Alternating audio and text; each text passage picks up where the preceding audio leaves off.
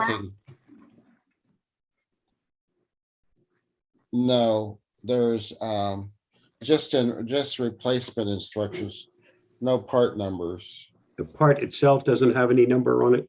Let me look. No, No, let me look. it's really small. Just replacement instructions. And I'm looking at Wise's website. And they've got all the alarms and cameras and what have you. I'm trying to get down to the bottom here, offers. Does that have a search where you can search for parts? No, Well, this was I inquired about the parts kit. Because I can't remember now. Oh, I lost one of the little spinners, whatever these feeler things. And so I wrote them and asked if there was any spare parts, and they said they were working on it. And then I got a email that it was available, so I went out and bought one right away. yeah, all I got was a form that says, put your email in and we'll notify you when it's available. And that's been about 3 weeks.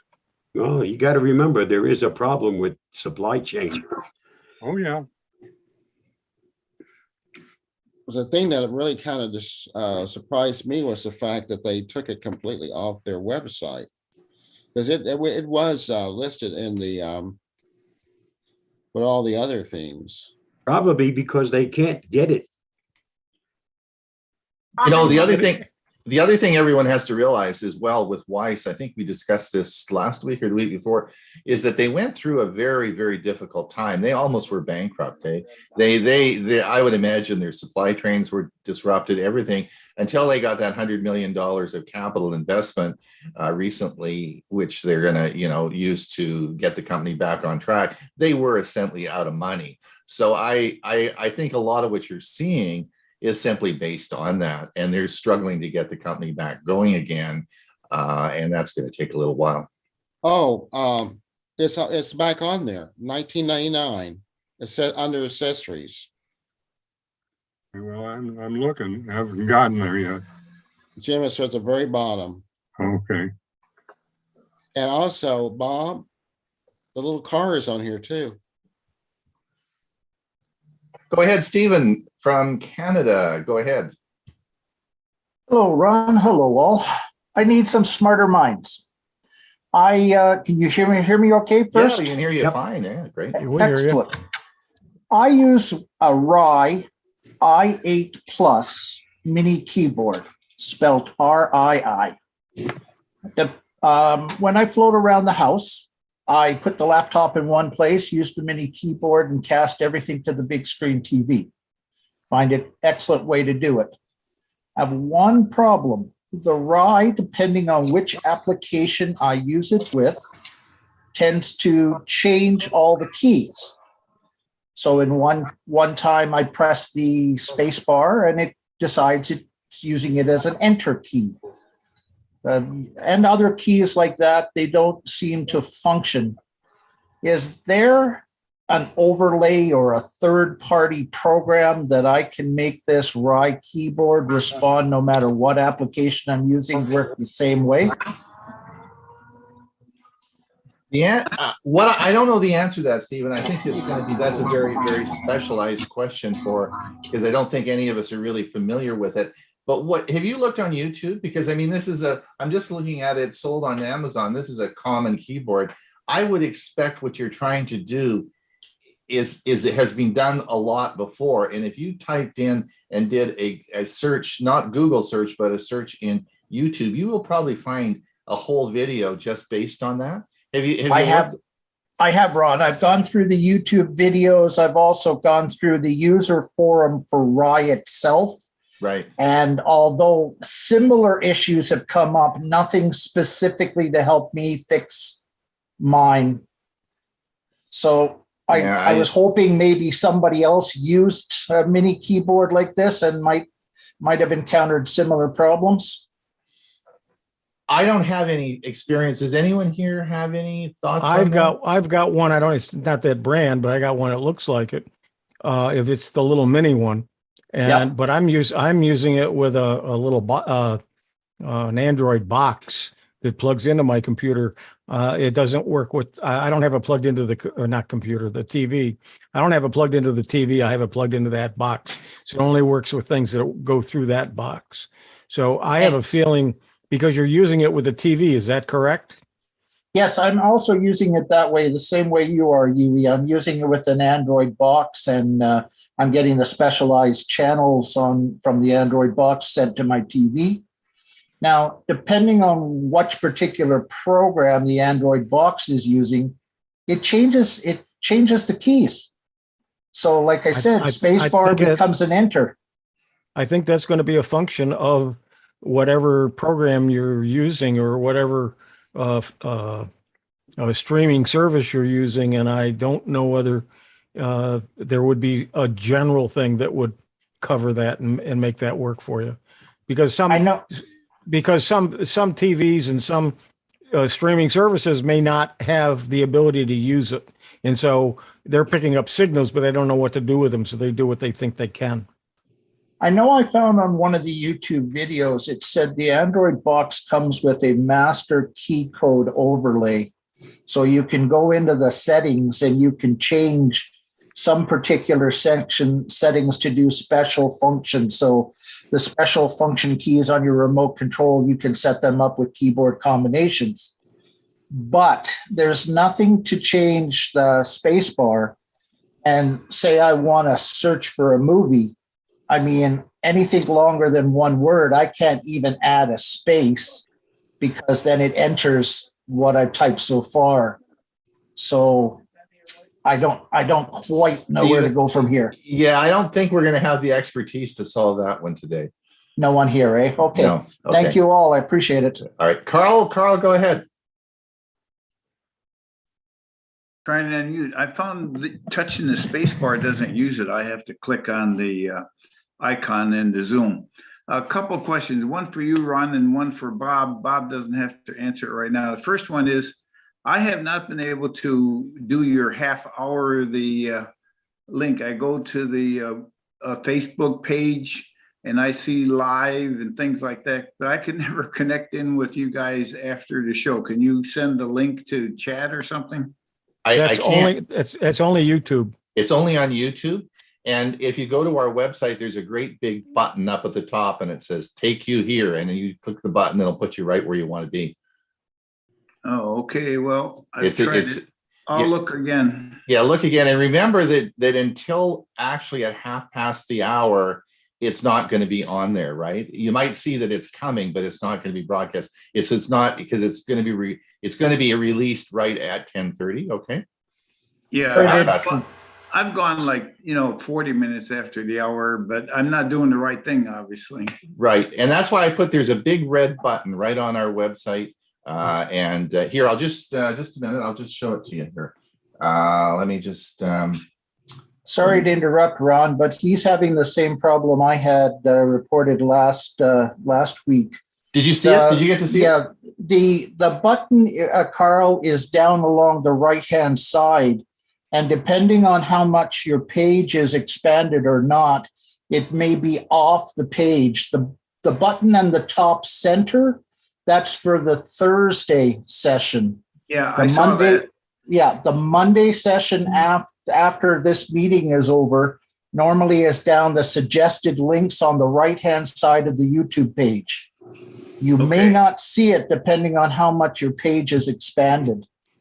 Well, I've gone to the Facebook page, which is the home page that I thought I was supposed to go to. All right, here we are on our, can you see this? Yeah. This is Tech Machine. This is the live stream here. Come down and just hit this button here. Okay, well, there's a live stream on the Facebook. There's a link right at the bottom here. If I click this, it'll take you right there, and this is exactly where you want to be. Okay? Carl, it's not on Facebook. It's not only on Facebook. On YouTube. It's only on YouTube. Okay, well, that's the problem, because I've been using the Facebook link. No, this is only on YouTube, and just click that link and it'll take you right where you want to be. In fact, here's today. If you see here, do you see here this type TFS 31A? Do You see Right. this right here? This is, Yep. this says Premier here. This is Yep. exactly where you want to be, right here, okay? Okay, very good. It'll take you, All it'll right. take you Well, that's right a big there. help. Okay, I was in the wrong building. yeah, it gets confusing. It gets confusing. Second- A second question is for Bob. How does, I have DuckDuck on my laptop and on my Android phone, and they advertise extensively here locally in the Detroit area. How do they make money? Who's paying for all their advertising? And how are they protecting us? I don't understand. It's a mystery. Talking about DuckDuckGo? Correct. I have no clue. Okay, that's fair. I don't, you wonder if they're advertising, somebody's paying for the advertising, and how do they protect, they're not in a vast, they're, wonder how they protect us from the advertisers that they claim to do. Carl, that would be a John Kennedy question. And when he's on the Wednesday workshop, ask him that question, because he uses DuckDuckGo. Oh, yeah, he's a What? big advocate for DuckDuckGo.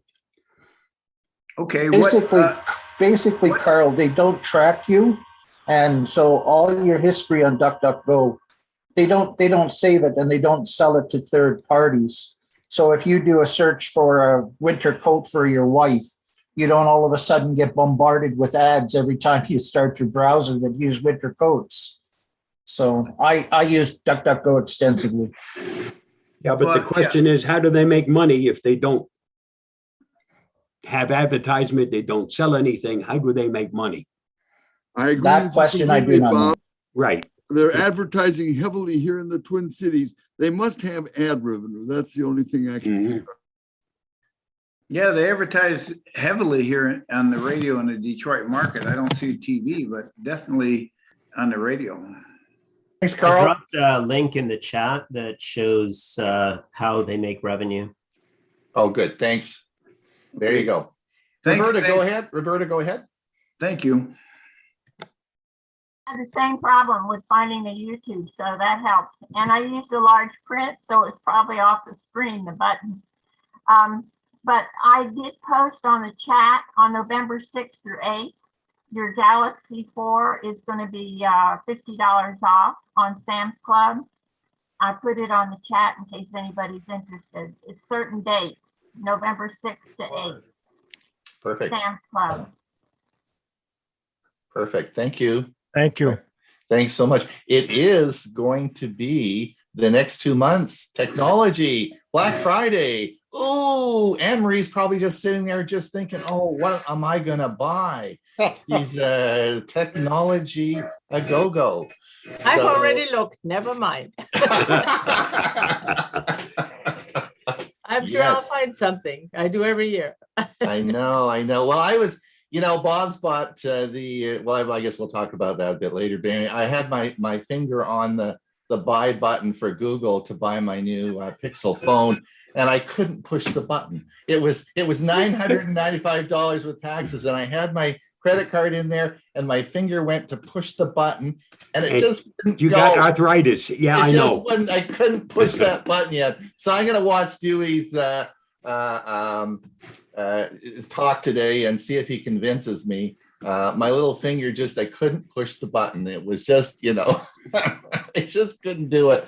So, I don't know. Yeah, we'll see. I pushed the button and now I'll have to suffer the consequences. Yeah, I know. The excitement is the lead up, right? When it actually happens, it's not so much fun. So anyway, we'll see. I thought about it, and I got a phone call, and I said, "Gee, my phone works. What do I need a new one for?" Yeah. It I isn't know. it isn't the phone call. It's all the other goodies that are part of it. And that camera. Well, Bob, now you can tell us all about it when you get it. Yep. I can see videos coming to go, Uh-huh. right? Yeah. So what do we have to get a phone for? Because Bob's going to tell us all about it.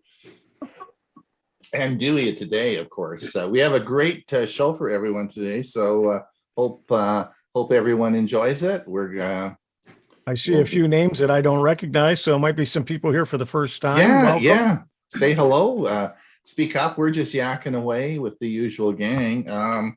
Say hello, unmute yourself, wave, jump up and down, whatever, and we'll Or certainly be just happy. scream. Or just scream. Let us know who you are and where you're from. Yes. By the way, the website for Wise shows out of stock on those parts.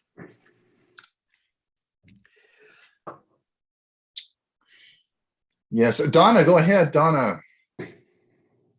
We can't see you, but we can see your hand up. Okay, a couple things. I broke down and bought that Apple Mini M1 Yeah. and thought it would work with a TV screen. Well, I just returned it. It doesn't work with a TV screen. Anyway,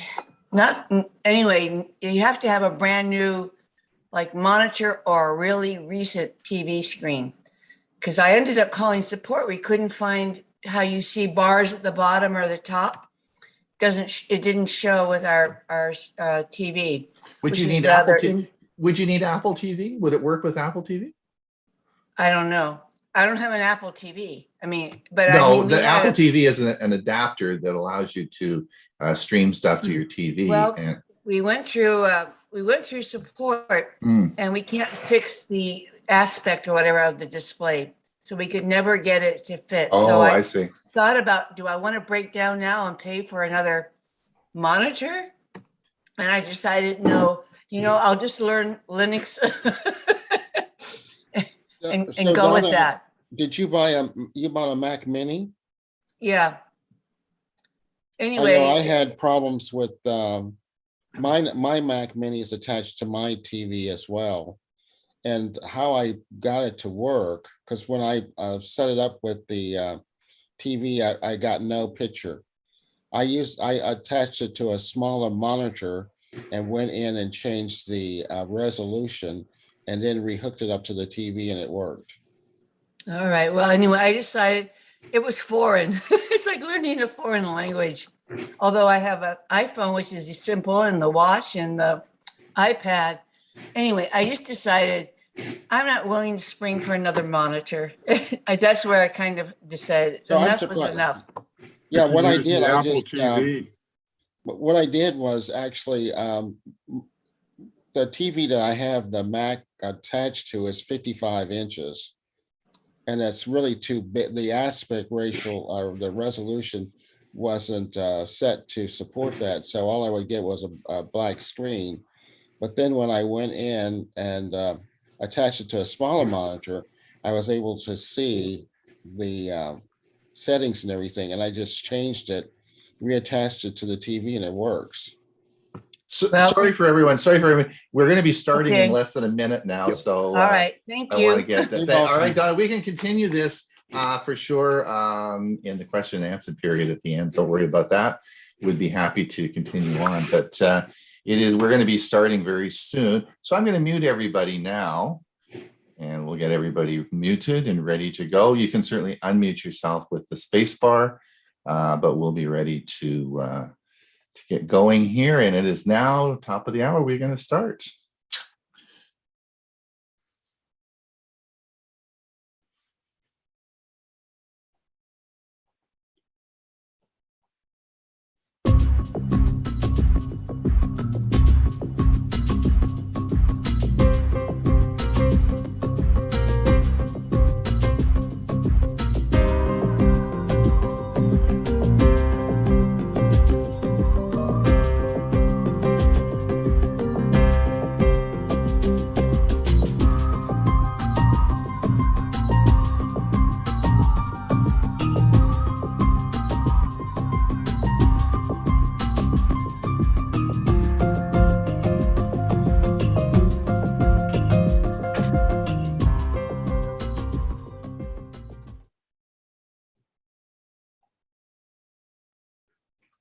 Tech for Senior, episode 83.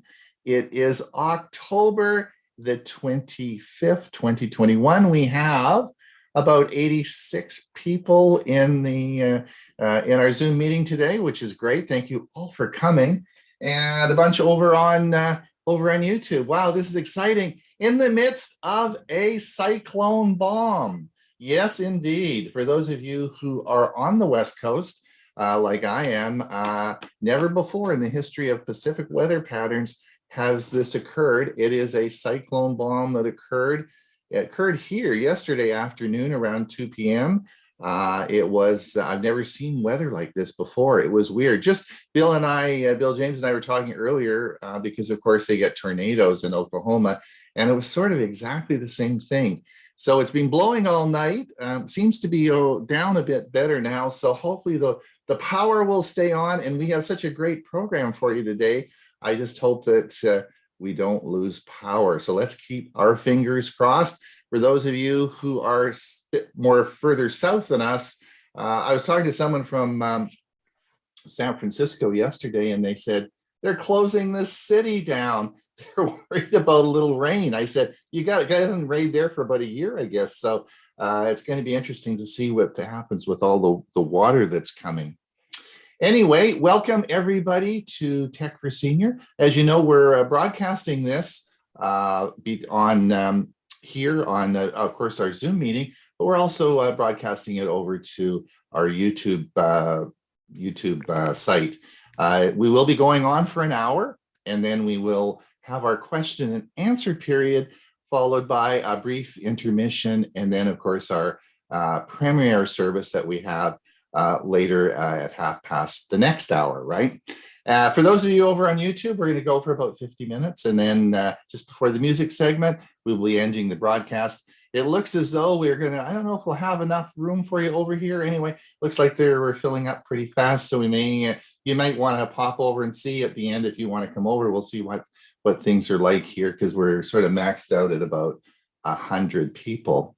Anyway, let me introduce everybody today. Let me introduce, first of all, Hewie. Where did you go? Oh, there you are. Hi, there you are. We missed you last week. Now, did you like what we did for you? Oh, that was lots of fun. Yes. Well, you were feeling a little left out the last time. So we all said, Hewie. We did it, 90 times for you, right? Yep.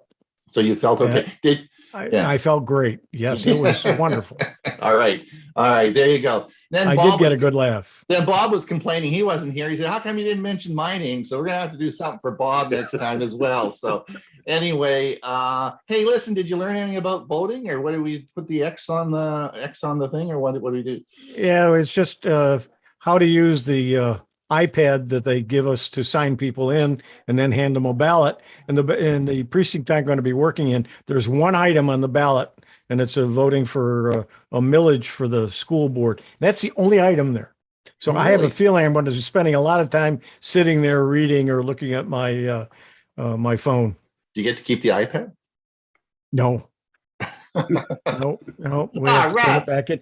And the only thing on the iPad is the software that they use. Oh, I see. So listen, we got a busy week. What are we doing on Thursday? I don't know. Are we doing anything? Oh, we're doing we're doing the Tech for Senior live, right? As we usually do from 12 to 1, and Correct. then we come right back at 2 o'clock for Learning Chromebook. Exactly. And how would they sign up for our Learning Chromebook session?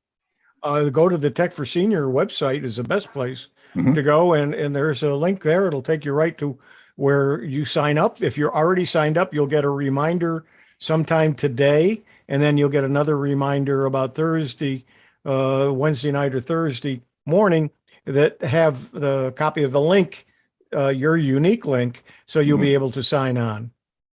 Great. So spread the word. If you're thinking about a Chromebook, you have a Chromebook, or you want to get a Chromebook, or you want to just learn some more stuff about it, please come and have a little fun with us on this coming Thursday. We do it once a month, right, Hewie?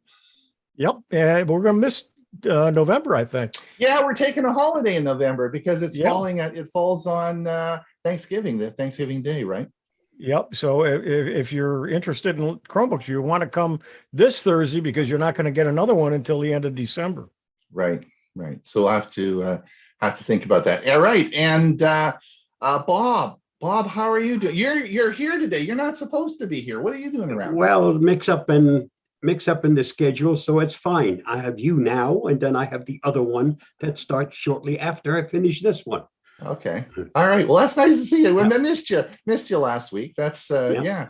So that's It's been great. a busy weekend for me. So Exactly. And Dewey, how the heck are you doing? You got a bunch of phones behind you there. Unmute yourself. Hit the space bar and unmute yourself. Dewey, unmute yourself. There you go. There you Yes, go. I'm doing fine. Oh, good. How come you got all those phones behind you? Well, I'm doing a little report today, actually a pretty good sized report on the Oh, yeah. Pixel 6 and Pixel 6 Pro. And you're going to be able to know exactly the differences between the two before you put down your big bucks. For too late. Except it's too late for our good friend Bob. Yeah, he's already blowing the wad, I guess. Eh? Well, thank you so much for doing that. That's great. Ray, Hey, good morning. how are you doing? I'm doing fine. Are you getting bombed or anything? Or No, what's and happening down in Arizona? normally the weather that hits California ultimately comes a little bit east and hits us. But no, it's a day, it's already 70 degrees out and it's beautiful. Cool. All righty. Excellente. Well, that's good. Well, we have and Bill James, did you have anything you want? Sorry, Bill, I didn't mention. Welcome to Bill. What do you have? Nothing's going on here. Nothing going on here? Nothing going on here. All right. You're probably ordering something. I see you're working on your iPad there. You're probably ordering something on Amazon, right? All right, that's good. I'm looking at the Wise stuff. All right. Tomorrow is Wise Week. Wise Week. All right, we'll see. Well, I wonder if it's available in Canada. They were going to open up their Canadian store when they got their big cash infusion. So I should check and see if the stuff is coming on that. That'll be cool. I have another vacuum cleaner, Ron. Yeah, I got 3 of them. I got a fleet of them. But I'm having lots of fun with that. I'm actually going to be on the Michael Daniels show in a couple of weeks, and I'm talking about vacuum cleaners. Now, how does a tech guy get to talk about vacuum cleaners? But anyway, I'm becoming becoming the vacuum center cleaner guy. Anyway, we have let me just mute this here. I'm taken care of. Okay, great. All right. So listen, before we Dewey's of course going to give us a big talk on the big news this week was of course the Pixel phones that came out, and Dewey's going to do a great job today talking about the Pixel phones. But I wanted to just give everybody, put this in perspective. All right. So Google sold with the last series, the Pixel 5, they sold about 3 million phones. All right. 3 million phones in the last year. And with the Pixel 6, they expect to double it. This is really a big thing for Google. They're going to double their sales to 6 million. But I wanted just to let you know, put things in perspective. All right. So it's just so everyone understands. So Apple sold in the United States last year 73.3 million phones. All right. Remember, Pixel's going to do 6 now. And worldwide, if you add their worldwide sales, Apple sold over 100 million phones. Samsung last year sold 384 million phones worldwide. All right. And Oppo, which is another major company, sold 115 million. So even though this is a big announcement and consuming a lot of the news feeds now and is a very exciting time, it is really a tiny, tiny, tiny segment of the market that we're talking about, which I thought was very interesting based on what Dewey's going to tell us. I wanted to just put everything in perspective based on the amount of phones that are sold. This is usually the time when I say, Bob, take it away, right? But I guess we say, Bob, tell Ron to take it away. Is that the? Yes, please do so. All right, we'll do that. All right, here we go. We should be able to find it here. Here is the Avast Security News Roundup for the week ending October 22nd, 2021. Offline COVID-19 vaccine passport strands travelers.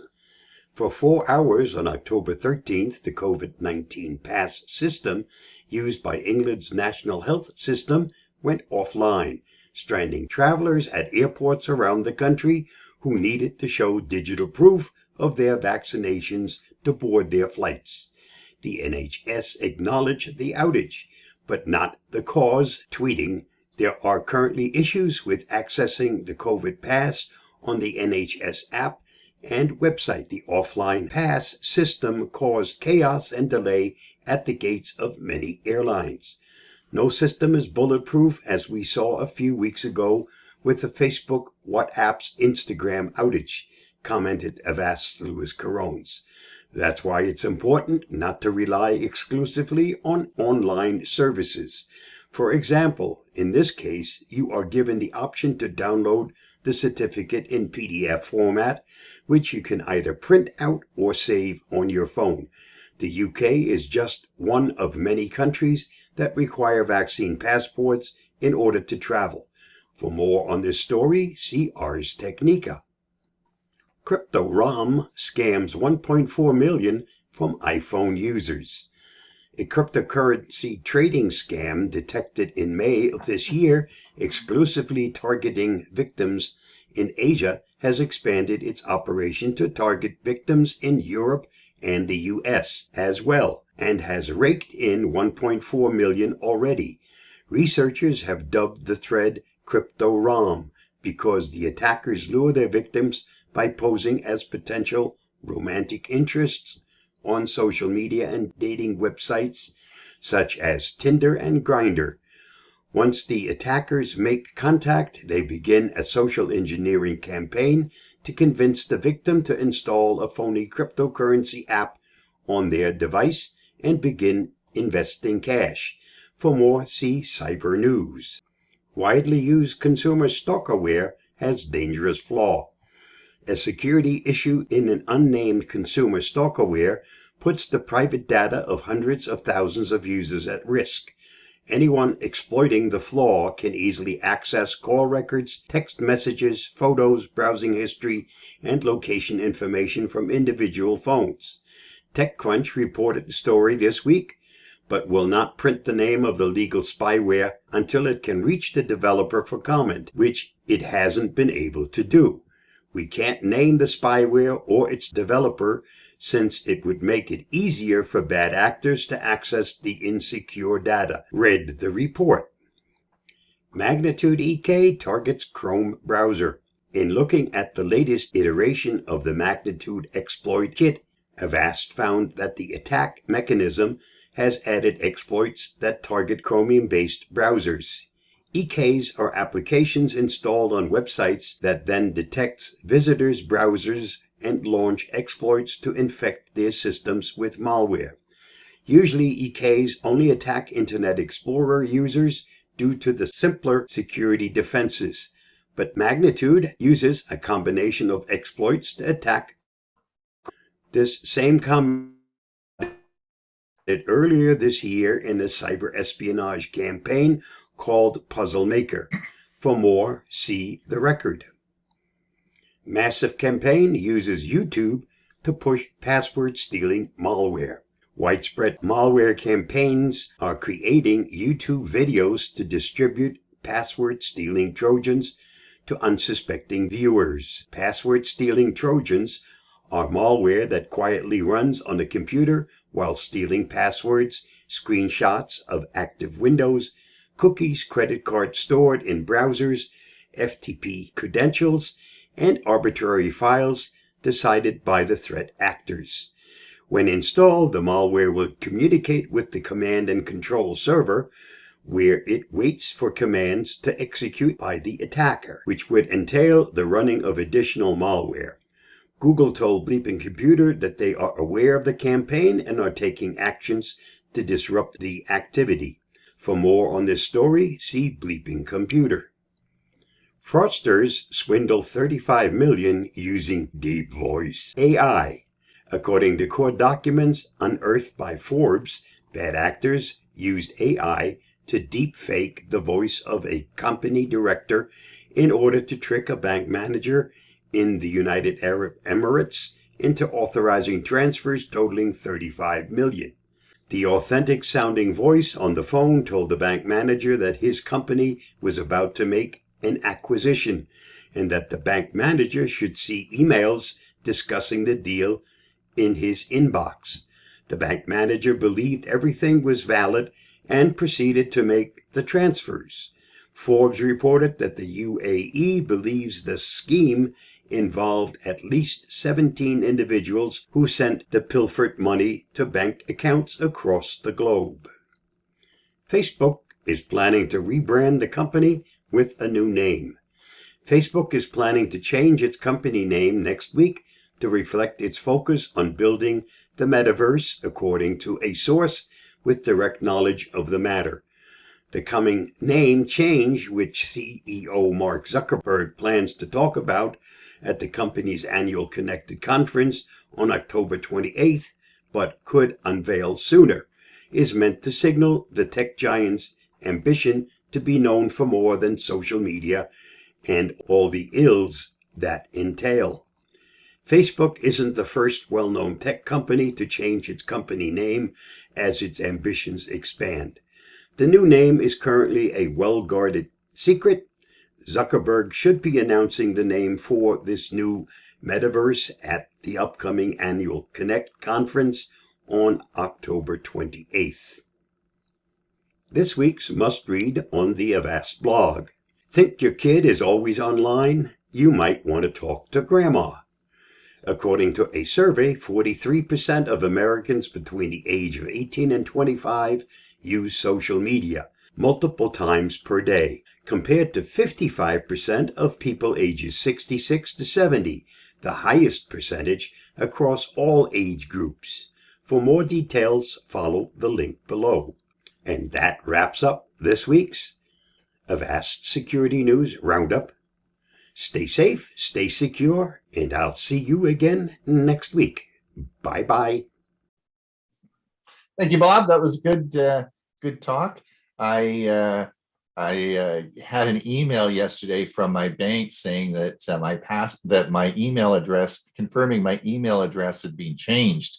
And upon calling the bank, that was, of course, a phishing expedition. I commented at the bank, though. I said, "How come you dummies don't use two-factor authentication?" And he said, "Sir, we know who you are. When you dial a phone, we do voice authentication. We have your voice print on file. We know exactly who you are long before you ever get here." So I thought, "Oh, okay, all right." So anyway. But that doesn't protect you. Yeah. Whereas two-factor would. Yeah. So anyway, all right, let's get on with it. And I am so excited to listen to Dewey's talk today. Maybe he's going to convince me to spend $1,000. We'll see. I hope not. Anyway, we'll see what happens here. Let me get going here. Good morning, everyone. I'm Dewey, and my Tech Talk topic for today is Pixel 6 and Pixel 6 Pro, details and differences. Phone junkies everywhere were aflutter last week about Google's Pixel 6 launch event on October 12th. Loud hallelujahs were heard rejoicing that the Pixel 6 starting price was just $600, $700 Canadian, and there was muted wondering if an extra 3 Ben Franklins, or 4 Bordens if you're in Canada, was worth it for the Pixel 6 Pro. Andrew Heinzman's article at reviewgeek.com last week provides a starting point for finding out what's really new, innovative, and special about these phones. Then I'll be showing you every one of the differences between the Pixel 6 and the Pixel 6 Pro. So here goes. It's farewell to the Snapdragon processor and hello to the new Tensor processor that's putting Pixel 6 phones in a class by themselves. Google claims that its Tensor chip is 80% faster than Pixel 5 Snapdragon 765G processor. Google developed Tensor processor from the ground up. It's a revolutionary chip that improves artificial intelligence performance and unlocks new features on the Pixel 6 phones like Live Translate, which translates as you type. Can you believe that? Faster voice to text, computational photography that gives you better than ever quality photos. Perhaps as revolutionary as Tensor's blazing speed may be its impact on the smartphone market. Smartphone makers who've tired of working with Qualcomm may now be inspired to design their own processors, a move that could break Snapdragon's stranglehold on Android devices. Andrew Heinzman muses that Google's timing is impeccable because it's just a day earlier, Apple announced the M1 Pro and M1 Max chips, two processors that will put Intel to shame. It's looking like phone makers are jumping Qualcomm's and Intel's ship, doesn't it? Both the Pixel 6 and the Pixel 6 Pro have a similar design and build. The Pixel 6 Pro is bigger, and there's a third camera sensor on the back. The display on the Pixel 6 Pro is slightly curved around the edges with thinner bezels. And the Pixel 6 Pro has a stainless steel frame compared to the Pixel 6's aluminum frame. Snow Cone, the dessert name for the latest Android 12 operating system, will initially be exclusive to the Pixel 6 phone, reports CNET.com, who also gets the credit for my background today. Let's take a look at specifications for the more costly Pixel 6 Pro compared to its less expensive sibling, the Pixel 6. By my count, specification sheets for these two phones have 36 different categories. Specs for the Pixel 6 Pro and Pixel 6 are identical in 24 of these categories. I'll show you each of the 12 different categories next. For your information, my sources for the specifications were gsmarena.com, phonescoop.com, and google.com. I'll try to take it a little slow because this is a lot of data and a lot of information in a small amount of time. On the display of the phones, Pixel 6 Pro has a 6.71-inch LTPO OLED screen display that's 1440 by 3120 pixels, 120 hertz refresh rate, HDR10 plus, compared to the Pixel 6 with a slightly smaller 6.4-inch OLED screen, 1080 by 2400 pixels, 90 hertz refresh rate, and of course, also having HDR10 plus. Now that's 3 categories already: size, pixels, and refresh rate. By the way, LTPO stands for low temperature polycrystalline oxide and describes a type of backbone technology for OLED displays. Don't ask me to explain it, that's way above my pay grade. On the phone backside, Pixel 6 Pro has Gorilla Glass Victus, which is the premium, compared to Pixel 6, which has what is called Gorilla Glass 6. Main camera, Pixel 6 Pro has an extra 48 megapixel 3.5, it's a telephoto lens, camera with OIS. Now OIS is optical image stabilization, the image stabilizer. I'm sure you're all familiar with that. Front camera, it's a Pixel on the Pixel 6 Pro, it's 11.1 megapixels, f2.2, 20 millimeter. It's ultra wide. See that? Ultra wide compared to the Pixel 6 with 8 megapixel, f2.0, 24 millimeter, and just a basic wide lens. Front video camera. The Pixel 6 Pro has 4K at 30 feet per second and 1080p resolution at 30 or 60 frames per second compared to the Pixel 6, which is 1080p at 30 to 60 frames per second only. I'm going to just pause a minute and let you study that sheet. Okay, we'll go on. Storage, which is memory. The Pixel 6 Pro offers an additional 512 gigabyte option. Don't find that in the regular Pixel 6. Battery. Pixel 6 Pro, it has a slightly larger battery, a little bit beefier charging system, but it's a larger device. So consequently, I'm not going to give an edge here. I think it's a toss-up. Colors. The Pixel 6 Pro offers 3 colors. The Pixel 6 has 2 colors. I believe that the 2 colors are the same as 2 of the 3 colors in the Pixel 6 Pro. In RAM, the Pixel 6 Pro has 12 gigabyte of RAM, and the Pixel 6 has 8 gigabyte. Let you pause for a moment and look at that. Weight. Pixel 6 Pro is 7.41 ounces, 211 grams. Pixel 6, 7.30 ounces, 207 grams. Now that's remarkably similar in weight, only 0.11 ounce difference. It must be that Gorilla 6 back on the Pixel 6. I don't know what else would account for it because it's a larger phone. Special features. The Pixel 6 Pro has ultra wideband support. Pixel 6 does not. So what is ultra wideband support? Ultra wideband in phone, here's the answer. Ultra wideband in phones and devices is actually IR-UWB, impulse radio ultra wideband. I'd never heard of that before, but that's what it is.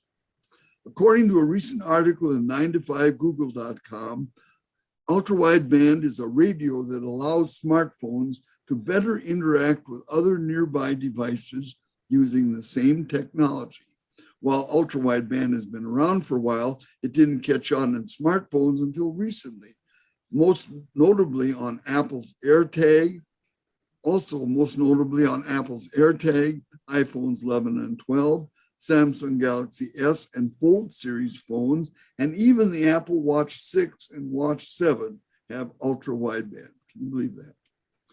Ultra wideband is complicated and not related at all to 5G or Verizon's so-called ultra wideband. It's not even cutting edge stuff. In fact, its roots go back more than 100 years, but that's another story that involves spread spectrum and the actress Hedy Lamarr. Are you amazed? That redhead actress Hedy Lamarr, according to one thing I read this last week, she had the same, or literally the same IQ as Albert Einstein. Getting back to UWB, its accuracy is uncanny. It can indicate direction and determine distance within a couple of inches. It consumes less battery power than Bluetooth and Wi-Fi, and is increasingly being used with lots of Internet of Things devices. We're sure to be seeing more of flagship phones with ultra wideband in the future. One downside of ultra wideband connectivity is that it can even expose users to targeted advertising. Perhaps this is the reason that Apple added an option to disable its ultra wideband chip. Ultra wideband in the Pixel 6 Pro can only be disabled by switching to airplane mode. I looked it up and found it in Google. Now, you're probably wondering, what about 5G, cellular 5G? Well, as for cellular 5G, Pixel 6 phones will support virtually any flavor of 5G. So that's good news. But there are different carrier options, or versions, I should say, of Pixel 6 phones, tailoring that support according to the carrier's needs. Now, that isn't saying very much about 5G, except you don't have to worry. Well, that's my Tech Talk story for today. And even though I'm a Samsung Galaxy phone guy, I'm sticking with this one. Thanks for watching. Stay safe and have a great day. Well done, Dewey. Well done. I don't know. I'm still not convinced. We'll see what I like. Bob spent the money. We'll just let Bob do the videos, eh? All right. Listen, we got to move on. I'm coming up to my next segment. This is my final, this is my final video on the Galaxy 4 watch. This is a culmination of 4 other videos I've made on this, and it is the final one. So it's out. It was released last week, so I thought I would play it today. So enjoy. We'll talk about it there may be some questions. We'll talk about it in the question and answer part.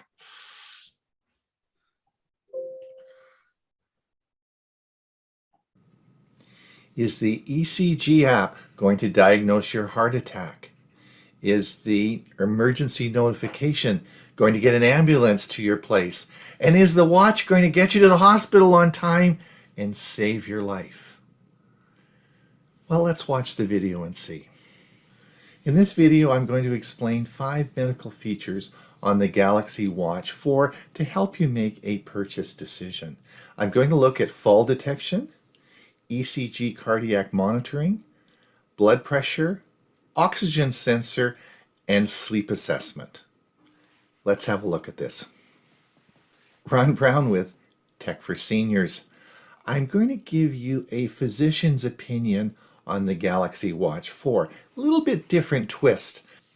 I'm going to look at 5 health features evaluated from a physician's point of view. A little bit of a twist here. I'm going to talk about what the feature is, how does it work, and what's my medical point of view as a physician who has practiced for the past 40 years looking after folks like yourself.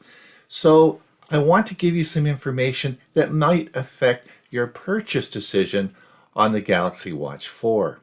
So let's have a look at this. Now you know the routine. If you like the video, please click the like. And if you want to see more videos like this, please subscribe to our channel. It really does help us. Now, if you're considering purchasing this watch because of fall detection, hold on. Please watch this video. I've made a whole video just on Galaxy Watch 4 fall detection. I'm going to put it in the link below in the description. Please watch the video if you're considering purchasing the watch for fall detection. Now, what is fall detection? Well, fall detection has 2 parts. There's the part of falling, and then there's the notification for someone to come and help you after you've fallen. So how does a watch know that you've fallen? Well, of course, there is the act of falling. Whether you fall, you stumble, or hurt yourself, there's some sort of fall involved. And this is analyzed with what we call an accelerometer. This is a small device, it's a chip in your watch that determines your fall. There's software in your watch that can tell when you've fallen, and there is an algorithm there that determines how the fall has occurred and that it is a serious fall and that you may need help. So after you've fallen, there is emergency notification, and this occurs through your phone, your cellular phone. So your watch is linked to your cell phone through Bluetooth, and after you've fallen, then the second part is emergency notification for help. Now in the Galaxy Watch 4, there are 2 ways that the emergency notification can be activated. It can be activated manually by hitting the home key 3 times, or the software will detect if you've fallen. Now your emergency contacts can be set up in 2 groups. One is to send an emergency message to whoever you decide, and the second is to make an SOS call to either 911 or whoever you decide that would be an emergency responder. So you have two people are going to get, 2 individuals or 2 people are going to get the emergency notification. Now I have some very serious concerns about fall detection on watches, and I've documented those in my video that I've asked you to watch. So please, if you are considering the Galaxy Watch 4 for fall detection, watch my video that is in the link below. Now, most of the information about fall detection comes from the Apple Watch, who has been doing this for a number of years. The information is mostly anecdotal, people writing in saying, it saved my life. But if you're selling 100 million watches a year, we would expect that. So does the technology really work? Well, we don't know. The other problem with the Galaxy Watch 4 is the battery. The battery must be charged on a daily basis. My experience with my Galaxy Watch 4 is that the battery is down by about 70% at the end of the day, and it requires a minimum of an hour to an hour and a half for charging. The Apple Watch Series 7 and the Fitbit Sense both have fast charging. The Galaxy Watch 4 has slow charging, which means for the hour and a half that it's off your wrist charging, you have no protection. Also, you have to remember to put the watch back on. But I guess if you have a fall and the software doesn't pick that up, you can always manually push the home button to get emergency notification. You just push it, is it once? Is it twice? Or do we push it 3 times? Just a minute, I'll have to look up in the manual and remember that. Hold on. If you're up at night, you've had a tragic fall, you've broken your hip, you're in terrible pain, and the software doesn't pick up the fall, are you going to remember that it's 3 taps on the home button to get help to manually set this up? You see where I'm going with this? I think you have to be very selective on the person you're going to use this technology with. There are much simpler alternatives, and let's have a look at that. The Amazon Echo devices can be used for fall detection, as well as Google's Nest. I want you to look at ADT's system. They have a pendant that you can wear either around your neck or on your wrist, just like a watch. Push the button and help will come. This works through your ADT alarm system and is much simpler than the watch technology. Think about this if you're planning to purchase a watch for fall detection. Now, I feel that the ECG app out of all the 5 we're going to talk today about is the most important. I've made a video called Your Heart and Your Watch, specifically to talk to you about this. I'm going to put the link down below. If you're interested in the cardiac app, please watch the video. Now, the ECG app really detects atrial fibrillation. Atrial fibrillation is a condition that's common over the age of 60 and is a major cause of stroke. So this is a condition that people often don't know they have, and we want to diagnose this and get them on treatment to prevent stroke. The Apple Watch, the Fitbit Sense, and the Galaxy Watch 4 all have pretty much exactly the same app. It works the same and detects atrial fibrillation, the details of which I'm outlining in the attached video. Now, it's important to note that the ECG app must be approved in each country the watch is sold, similar to the FDA regulations. Now, the Apple Watch has had the ECG app for many years. In all the countries Apple sells the watch, it has been approved. When the Fitbit Sense came out, it took 4 months before it was approved in the United States, 8 months in Canada, and it still hasn't been approved a year and a half later in Australia or India, which is a big market. The Galaxy 4 watch has been approved in the United States for the blood pressure and ECG feature, but not in Canada or many other countries. So if you are watching this and you're from another country other than the United States, you may want to hold off on purchasing the watch until it is approved. The Galaxy 4 watch takes your blood pressure. Oh, that's so cool. Yes, out of the big 3, it is the only one that takes your blood pressure. Should we be excited about this? It's very interesting technology on how this works, and I plan on doing a video about it. But it is FDA approved. There is valid data to support the taking of your blood pressure with a watch. So the results are accurate and reproducible. Do I think you should run out and buy a $300 watch to take your blood pressure? Well, I don't.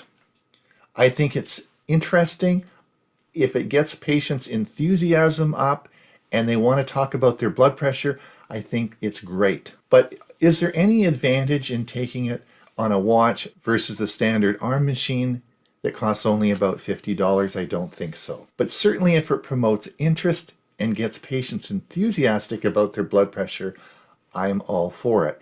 But remember, it's not approved in many countries yet. So before you purchase the watch, you may want to check and see if it is approved yet in your country. Yes, the Galaxy Watch 4 has an oxygen sensor.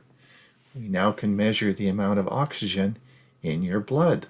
Now, this often is referred to as pulse oximetry, and this has been around for about 40 years. These are often devices that you put over your fingertip.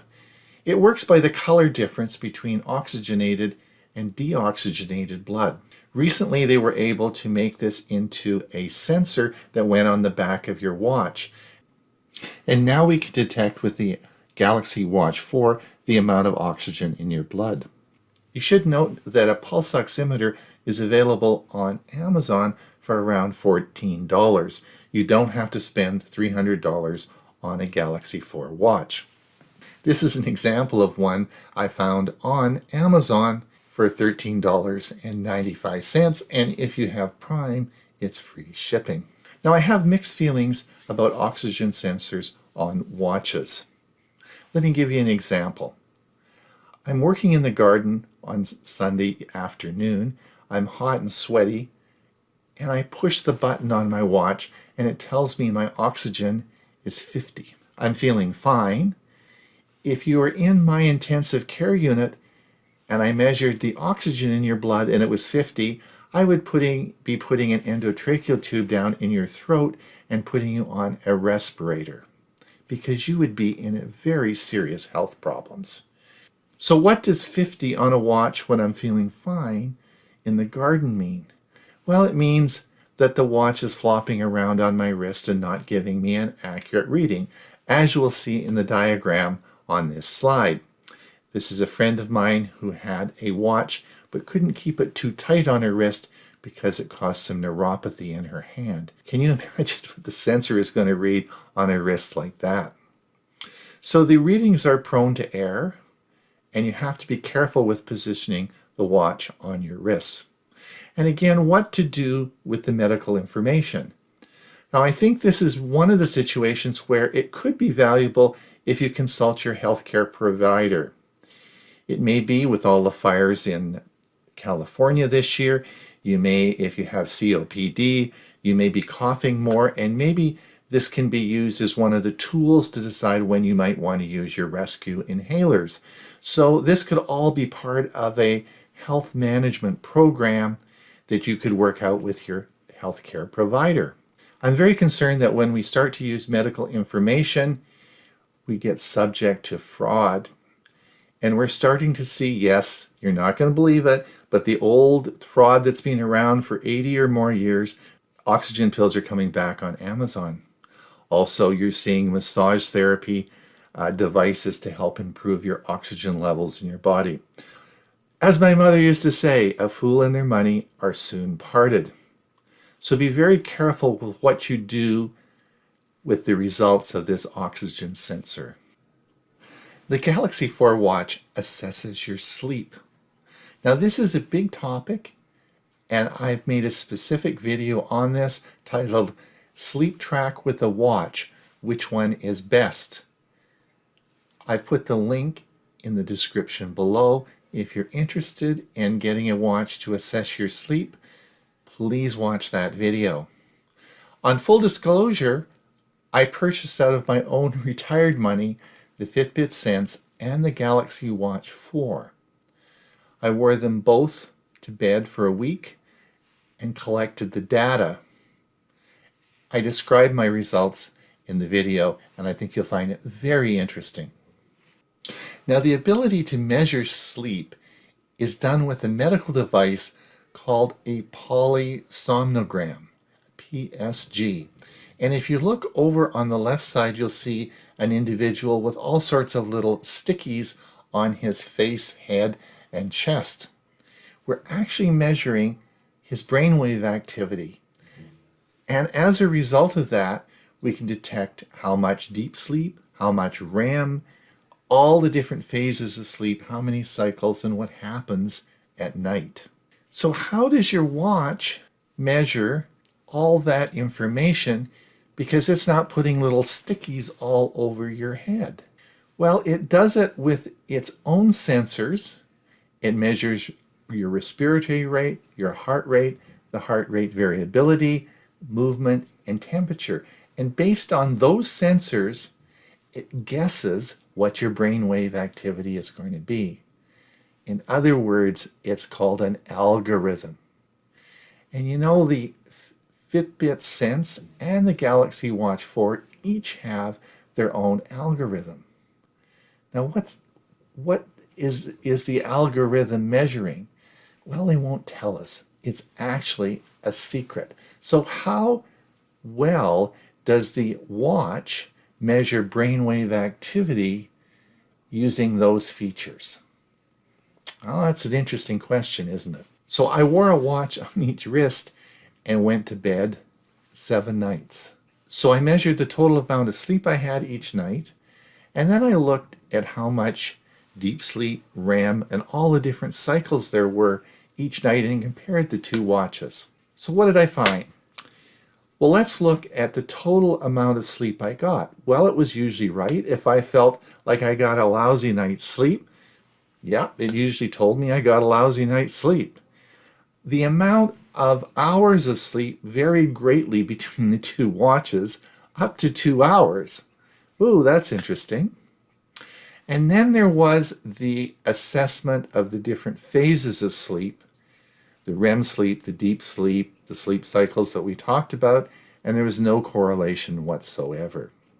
We had completely different results. You wouldn't even thought it was the same person with one watch on one arm and one watch on the other. So which one's right? I suspect if I had yet a third and fourth watch, it would all be different again. And there's no correlation to that EEG. Remember the one that had all the stickies over the head that's measuring your brain wave. So what are they measuring? How accurate it is? Well, I think there's a lot of hocus pocus here. So what's my opinion? I think if it promotes interest in your sleep patterns, that's great.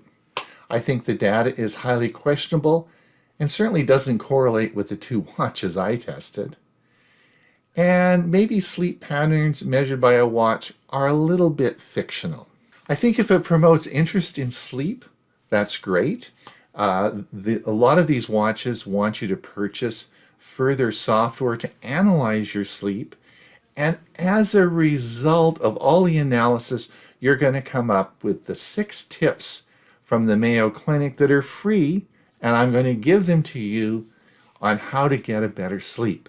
There they are. You can see that. So you can save your money by buying a watch and doing the assessment, because at the end of the day, this is what you're going to come up with.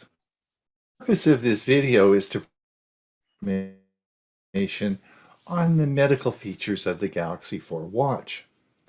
Hopefully this will guide you in your purchase decision. I enjoy my Galaxy 4 watch, and every day I get a new beep that leads me to a new feature and a new adventure. It's becoming a good friend, and I miss it when I forget to put it on. Well, it's Ron Brown with Tech for Senior. Now you remember, if you like this video, please like it, and if you want to see more, please subscribe to our channel. Thanks so much. Until we meet again, have a great day. All right, Dewey, you're up. No, Dewey isn't. Hewie, you're up. I just hit the wrong button. Hang on 1 Oh, minute. don't do that.